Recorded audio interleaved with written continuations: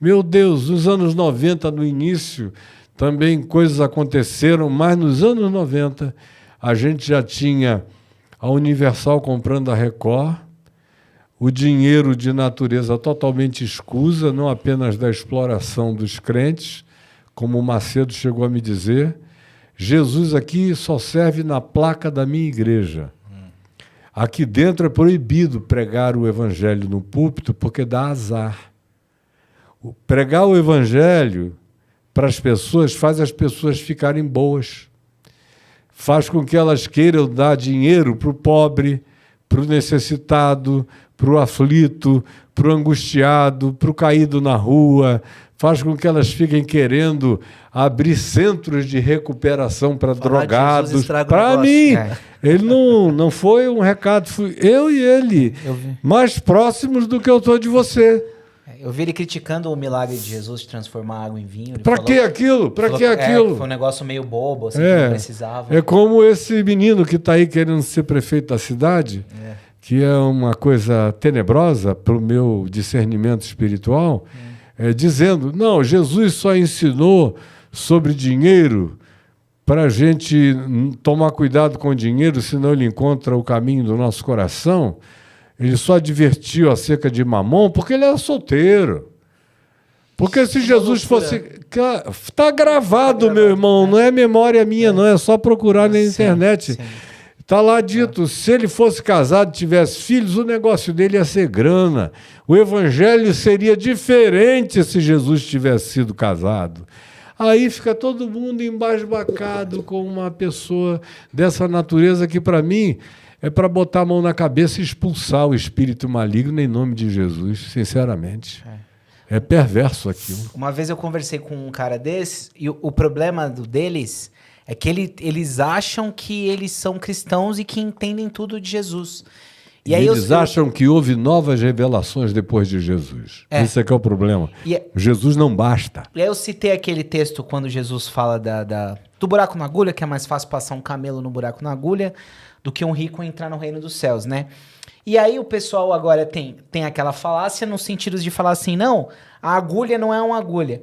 Mas não tem o problema. O que o texto está querendo... Faz. Tanto faz, não muda o sentido do texto. Porque a agulha lá da porta estreitinha... Do mesmo jeito é difícil passar um camelo não passa também, meu mano. Tanto faz se era uma agulha do tipo que a gente conhece hoje. De costura, de um alfaiate, ou se a agulha da muralha, ela era feita para só entrar gente que se abaixasse, se curvasse. E um camelo não passa, não cabe. Você chega, por exemplo, hoje na Igreja da Natividade em Belém, tem agulha lá até hoje. E você, humano, para entrar na Igreja da Natividade, tem que se abaixar. Sim. Para poder caber e passar. Camelo não entra. Por quê? Porque havia aquelas caravanas de assaltantes que vinham com os seus camelos e entravam nos lugares avassaladoramente.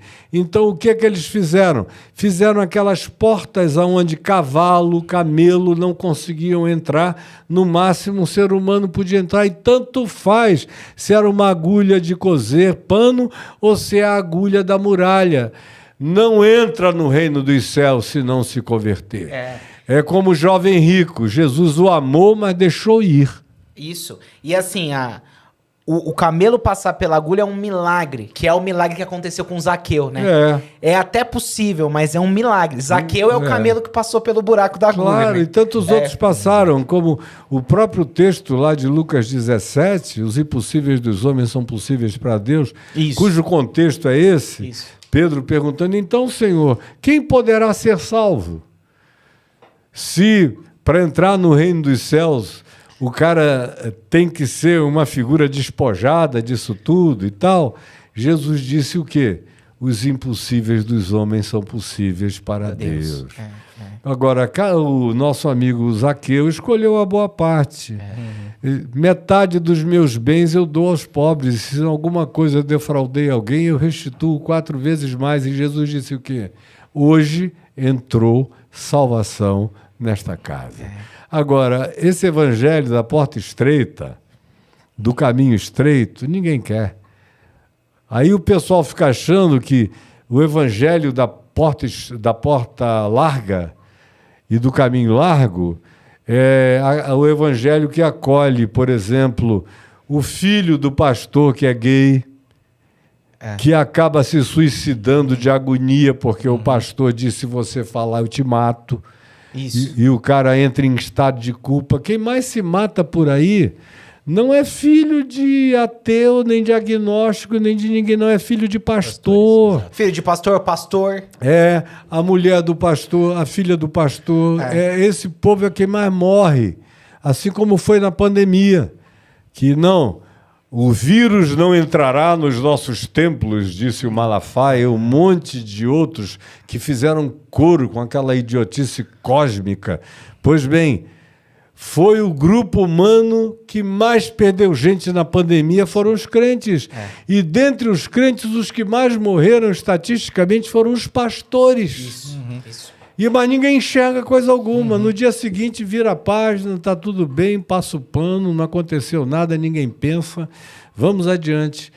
Então, até 95 ainda havia uma esperança. De 95 em diante eu olhei para aquela história toda, eu era presidente da Associação Evangélica Brasileira, comecei a me sentir cúmplice de sequestros, de pastores que mandavam sequestrar outros, até o cara assinar a transferência do campo ministerial para ele, com um templo, cadeira, crente, cara, tudo, muito louco para todo lado, que contratavam pessoas para jogarem. É parecido com crime, né? O dono da boca, o dono parecido de não, o crime é mais honesto. Porque mais honesto, o crime não é praticado em nome de Jesus, a não ser agora o Complexo de Israel, que aprendeu com os pastores que é possível ser safado, mentiroso, malvado, maligno, diabólico e dizer que é de Deus. Eles aprenderam com os pastores. Eles aprenderam com as igrejas, eles não inventaram aquilo sozinhos. E olha aqui, de crime, no Rio de Janeiro, eu acho que eu entendo mais do que todo mundo. Porque eu fiquei décadas dentro de Bangu, dos presídios, visitando todos os morros do Rio, respeitado por todos os bandidos, e tanto quanto por governador, por senador, por todo mundo, eu transitei de ponta a ponta e transito até hoje. Sim. Outro dia eu estava num podcast no Rio de Janeiro, aí alguém veio e interrompeu com um telefone, uma chamada de vídeo. Aí eu olhei, reconheci o Adler, que eu tinha pastoreado muito em Bangu, quando Bangu era o presídio dos presídios do Brasil.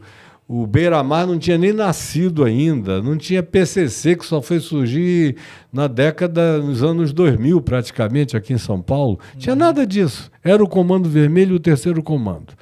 Pois bem, era o Adler falando comigo numa chamada de vídeo: ô reverendo, o senhor me batizou e não fique com vergonha, porque eu estou crente até hoje.